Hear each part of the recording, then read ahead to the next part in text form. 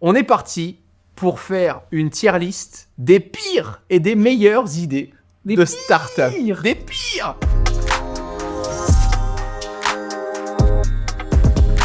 Tu m'as préparé une tier list, Edgar, de No Business. On est parti. Tu as sélectionné plein d'entreprises, à la fois très connues, d'autres moins connues, des services aussi à domicile, des services d'impression 3D. L'enjeu, c'est de débattre ensemble à chaque fois pour savoir si pour toi, c'est « ça dégage de ma vue », no comment, c'est pour les grands-parents, c'est comme boire de l'eau, il faut le faire tous les jours, GOAT ou life hack. T'es prêt ? C'est parti. Alors, le premier, on peut passer directement à l'impression 3D. Ça, j'ai l'impression que c'était genre une mode. Tout le monde c'était presque obligatoire d'avoir une imprimante 3D il y a de ça 4-5 ans. Non, c'est incroyable, tu peux faire une tasse. Oui, j'ai pas besoin d'une tasse tous les jours, Ouais. je m'en fous. Et d'un autre côté, ça a généré des business de ouf, je pense, et j'en suis pas conscient. T'en as vu, toi, des trucs Ouais. Nous, on a déjà fait des vidéos justement sur même les grosses imprimantes 3D où, par exemple, là, récemment en France, par exemple, il y a eu des maisons imprimées en 3D en France. Donc, quand même, voilà. Il y a des bateaux qui sont faits en 3D. Donc, pas le Titanic, mais il y a des bateaux qui sont faits en 3D. Et même sur des imprimantes plus petites, il y a des mecs qui ont créé, par exemple, des docks pour ton iPhone. Tu vois, quand tu le mets sur le côté, comme ça.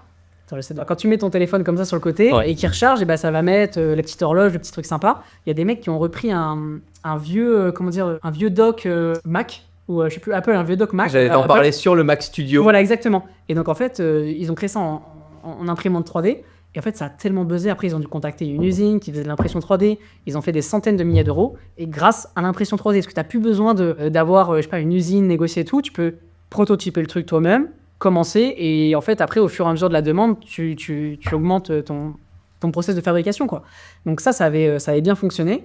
Et alors, perso, vraiment, je me tâte à en acheter une. Mais je me dis, en fait, ça a l'air d'être énergivore. Et je sais qu'en ce moment, c'est compliqué niveau du temps. Mais ouais, c'est un truc qui m'attire beaucoup, beaucoup. Je pense qu'il y a plein de business qu'on peut faire, de la déco, des petits gadgets. Par exemple, j'ai un prompteur.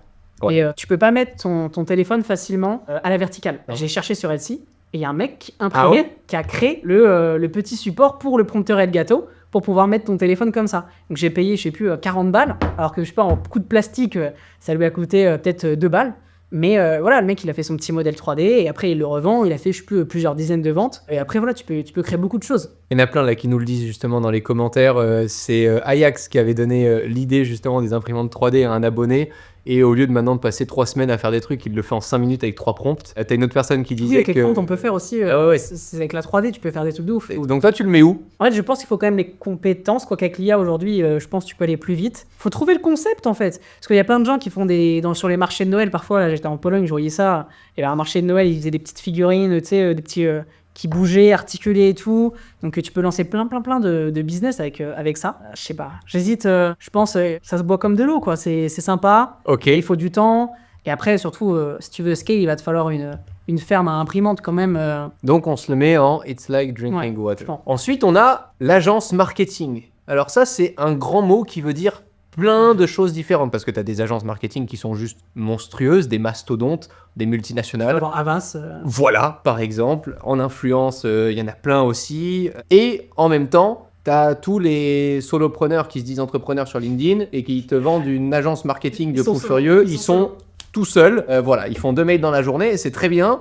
Mais parfois, il y a peut-être un melon un peu trop important, tu vois. Tu le places où ? Et pour toi, est-ce que c'est encore d'actualité ? Est-ce que... Enfin, à mon sens, c'est un vrai métier. C'est presque un don, tu vois. C'est pas juste, je vais ouvrir une agence marketing. C'est, je me lève le matin sans l'expliquer, j'ai l'idée. J'ai l'idée pour le client et je peux pas t'expliquer comment je fais. Mais comme tu dis, en fait, une agence marketing, tu peux tout proposer. Ça peut être du community management, ça peut être des ads, ça peut être de l'email marketing. Donc déjà, c'est hyper large. Et il y a eu ce truc, à un moment, tu sais, il y avait la mode du dropshipping. Et à un moment, il y avait la mode des agences SMMA. Je sais pas si tu en avais un peu entendu parler. Et finalement, c'était en mode, tu vas vendre des services et tu vas trouver un pack sur Fiverr ou Upwork pour $3 de l'heure, il va te faire le service. Exactement. Donc, c'était un peu le truc à la mode, mais qui, voilà, tu délivrais pas de la qualité en faisant ce modèle-là. Donc aujourd'hui, nous, en plus, on le fait, on l'a fait encore plus dans le passé. Je pense que c'est intéressant, mais il faut avoir les compétences, surtout si tu veux vraiment avoir des vrais contrats et tu veux durer sur le long terme. Et en fait, c'est plus dur que ce que les gens pensent. Tu vois, c'est pas en mode si tu veux que le client soit satisfait, il faut vraiment lui livrer un truc de qualité. Agence de marketing, est-ce qu'on compte dedans aussi par exemple des services one shot sur du développement de sites internet, Après, avec l'IA, par exemple, sur ce genre de truc, tu peux faire plein de choses. Mais voilà, sur des prestats récurrentes, il faut que le mec soit content pour continuer à lui vendre. Ouais. Donc, faut mettre en place des process, faut une bonne équipe. Et c'est pour ça qu'aujourd'hui, c'est plus trop notre focus parce que quand même, il y avait beaucoup d'humains.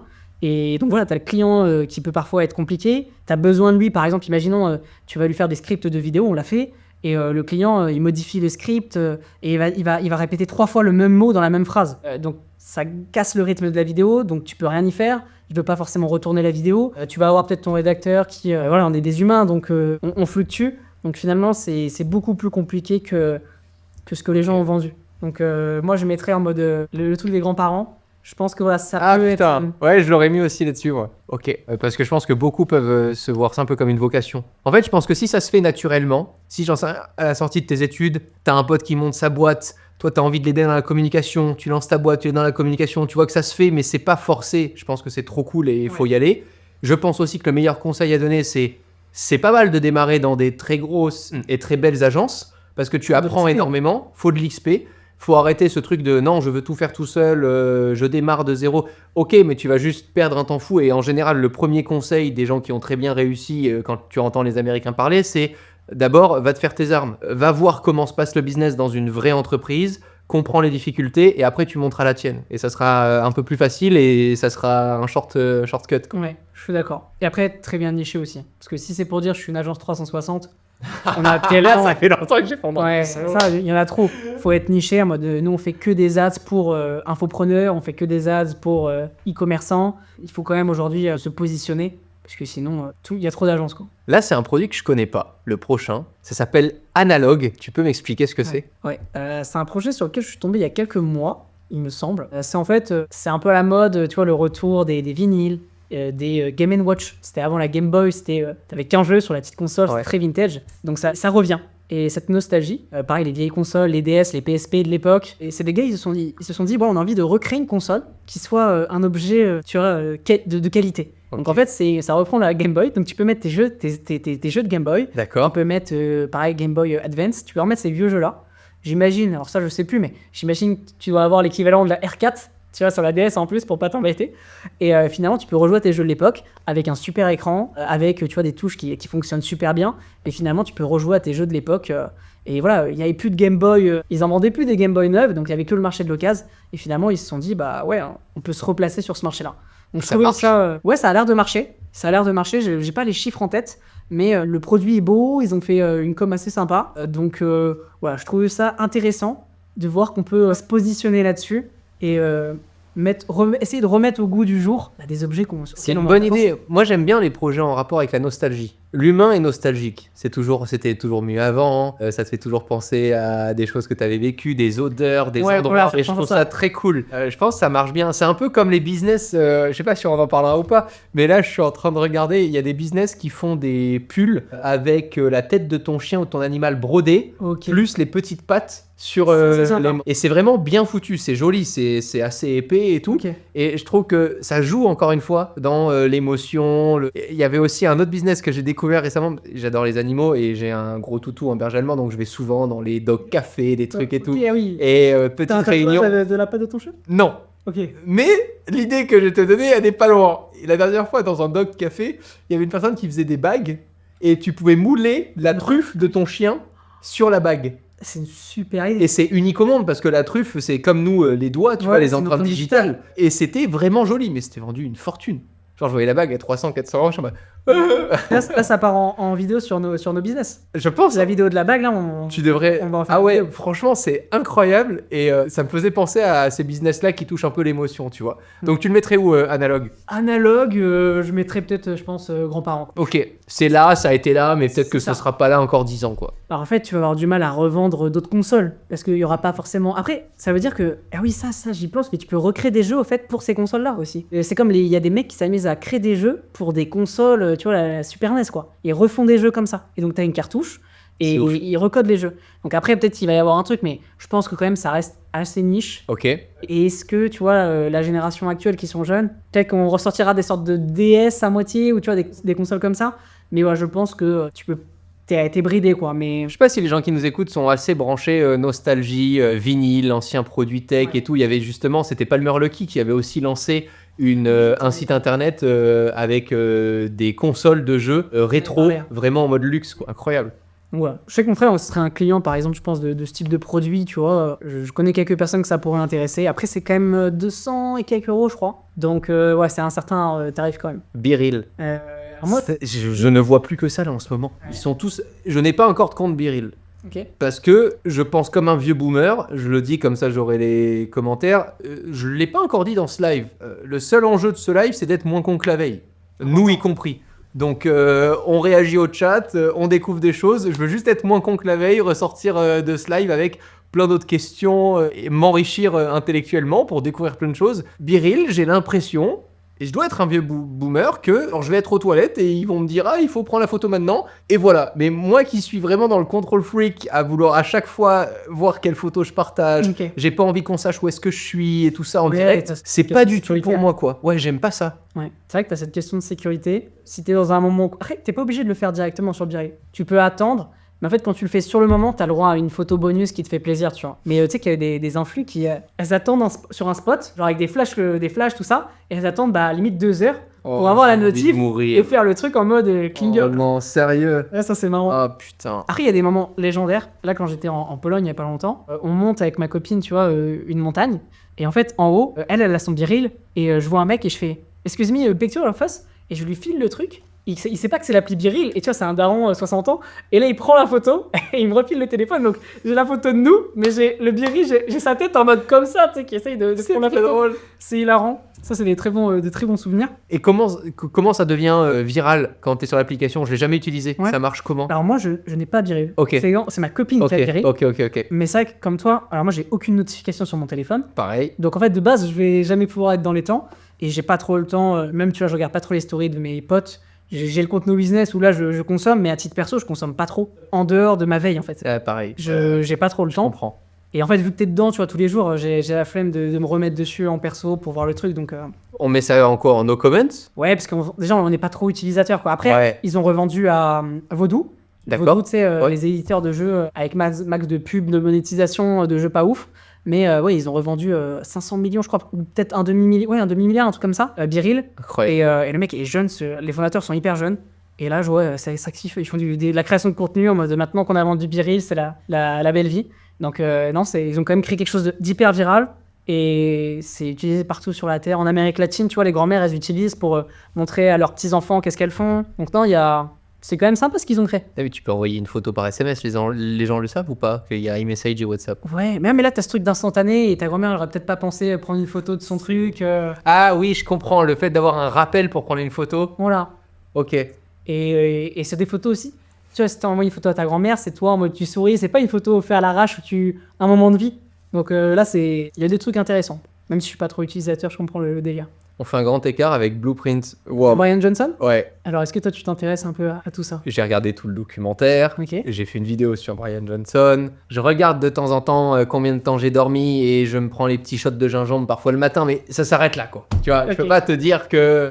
Voilà, ça s'arrête là. Et je m'en fous de me dire oh là là, j'ai dormi. Enfin, moi, le truc qui me rend fou, par exemple, c'est des potes qui ont l'air d'être bien le matin, qui vont regarder leur montre. J'ai pas bien dormi. donc J'ai pas ma bien journée- dormi, donc la journée va être nulle. Et là, ils font la gueule. Et tu fais, mais tout allait bien, c'est pas grave, une fois dans la semaine, de dormir 5 heures ou 6 heures. Ça peut arriver de pas bien dormir. Donc j'ai un peu du mal avec ce truc de tu vas te challenger pour être aussi doué qu'une machine. Et tu vas tout contrôler et tout. Je n'arrive pas vraiment à voir le plaisir long terme de Blueprint pour expliquer Brian Johnson. C'est un multimillionnaire qui a été un entrepreneur à un certain moment de sa vie. Il faisait partie du mouvement des Mormons, de la religion, enfin secte vraiment des Mormons.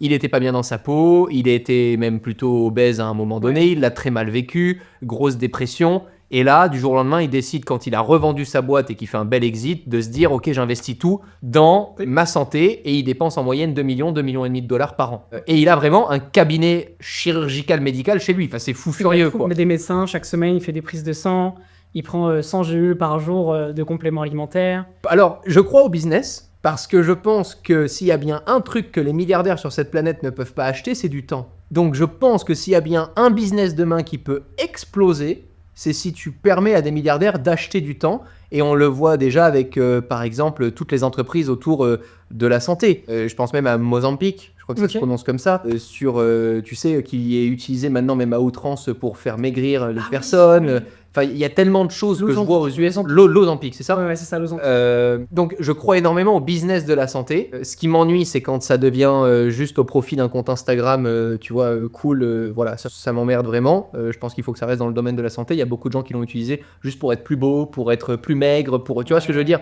Donc, faut quand même. Là, c'est vraiment longévité. Ouais, mais il y a un peu de bullshit quand même. Quand tu vois son huile d'olive à $50 sur le site internet. Alors, ton avis, j'ai assez parlé, j'ai trop parlé. Non, mais dans l'huile d'olive, tu as plusieurs qualités. Si tu la fais chauffer, l'huile d'olive, elle perd de ses propriétés. Ouais. Donc, en fait, alors après, là, j'ai pas été client. Moi, j'achète de la bonne huile d'olive, mais pas l'huile d'olive de Brian Johnson. Parce que déjà, en plus, si tu commandes, tu vas te taper les frais de douane. Ouais, c'est vrai qu'elle est chère, la bouteille. Hein. Non, c'est vrai que c'est cher. Après, à voir. Dans l'idée, lui, tu vois, il a sélectionné ses oliviers, la terre où ils sont plantés, pour vraiment se dire, je m'en fous limite du goût. Je veux que les meilleurs features de l'olivier pour après avoir une bonne huile d'olive.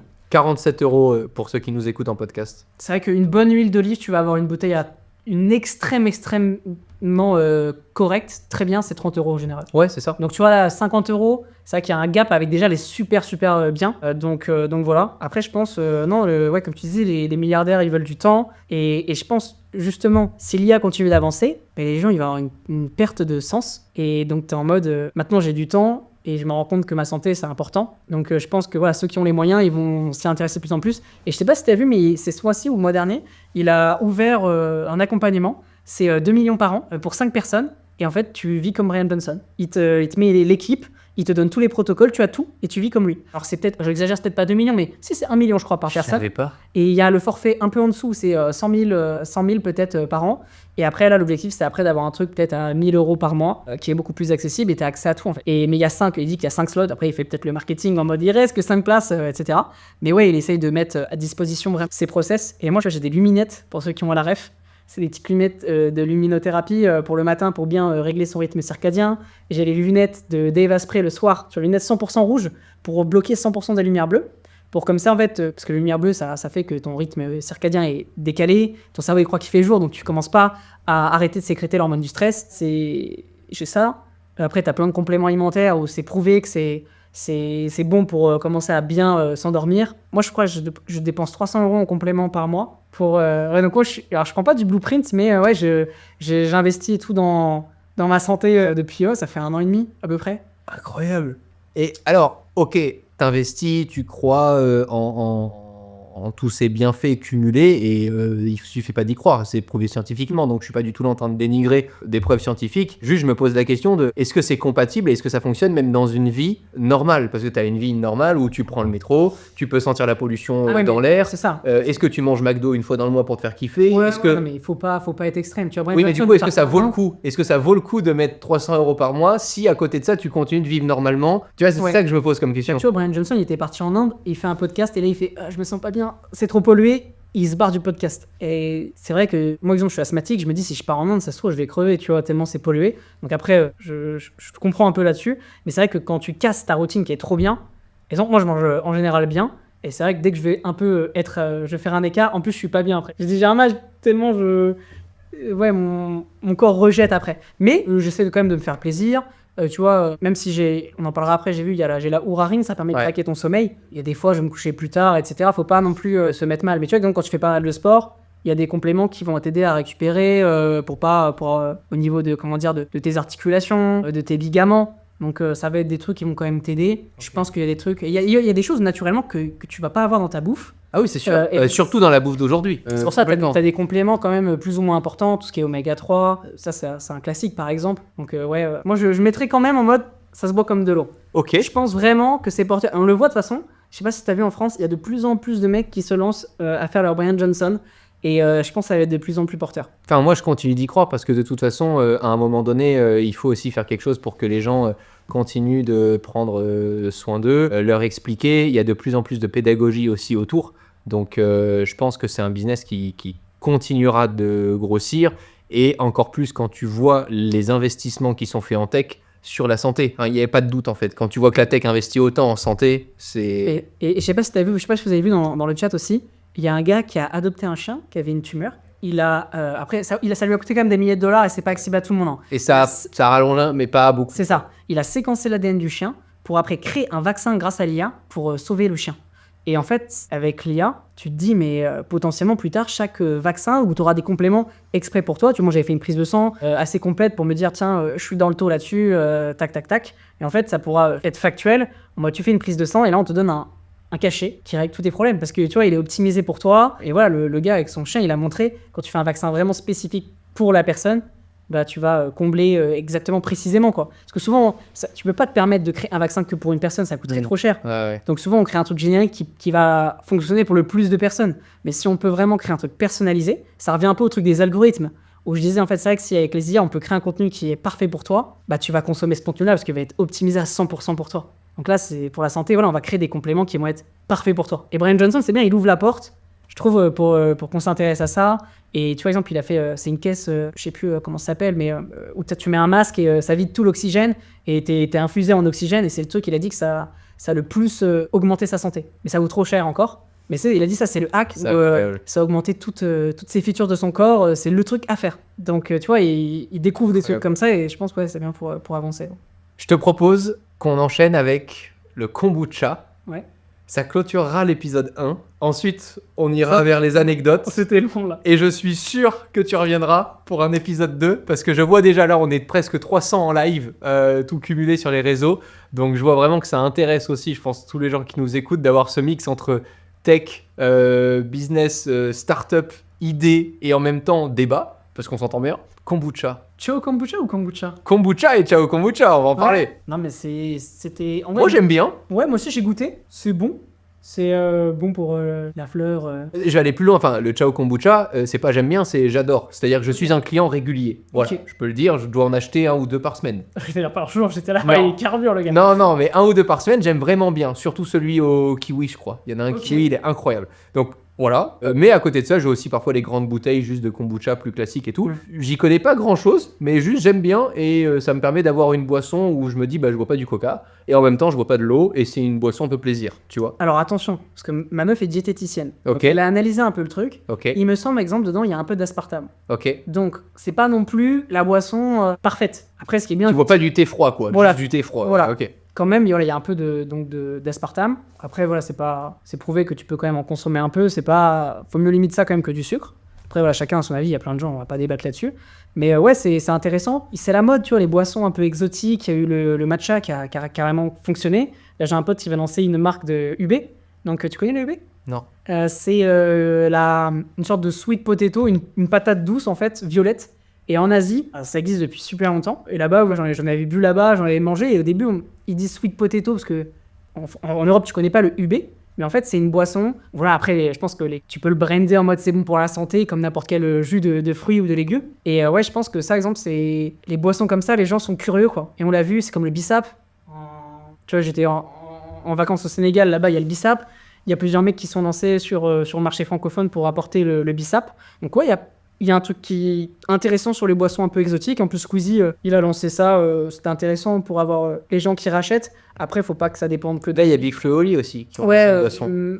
tu matais, Ouais. Innocent. Donc non, c'est intéressant. Donc tu le mettrais en GOAT Non, de business? moi je sais pas, je mettrais... Les chiffres ont été quand même pas trop mal, je sais pas si t'avais vu, les chiffres de Chao Kombucha, c'était bien. Après, est-ce que les gens rachètent? J'ai l'impression que oui. Donc il a trouvé quand même le bon produit, donc ouais, ça se boit comme de l'eau. Je sais pas si on mettrait GOAT, parce que c'est récent, il a permis de développer toute l'industrie du kombucha, là, dans les rayons, il y en a beaucoup plus de marques différentes. Et puis il y a des mastodontes qui ont commencé à venir lui dire que t'es un peu emmerdant. Ah ouais, il prenait Ouais, pas... il prenait un peu de la place là. Ok.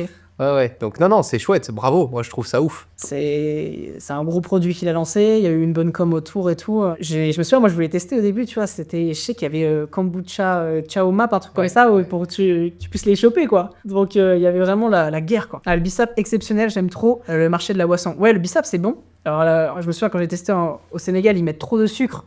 Il faut le diluer à fond parce que c'est abusé, ils ont pas de palais. Ah ouais. En fait, c'est comme le thé à la menthe là-bas. Il est tellement fort. Je me souviens quand j'avais testé, j'étais limite défoncé. Moi, je bois pas d'alcool en plus, mais j'étais en mode vraiment, ça m'a fait tourner la tête tellement c'était fort, tu vois. Incroyable. Il y avait 5 bouts de sucre pour 2 gouttes, plus de la menthe. Donc, ouais, le bissap était trop chargé là-bas, mais peut-être qu'on peut adapter à un palais européen en le diluant un peu plus. Et c'est comme la Red Bull. À la base, c'est thaïlandais. Et c'est pas du tout avec des bulles, et c'est très fort, c'est comme un sirop. Et en fait, c'est un Australien, il me semble qu'il il a importé le truc, il s'est dit on va le diluer un peu avec des bulles, et en fait, ça a cartonné, quoi. Donc, ouais, il y a le kombucha, il y avait un truc intéressant qu'a pu faire Squeezie.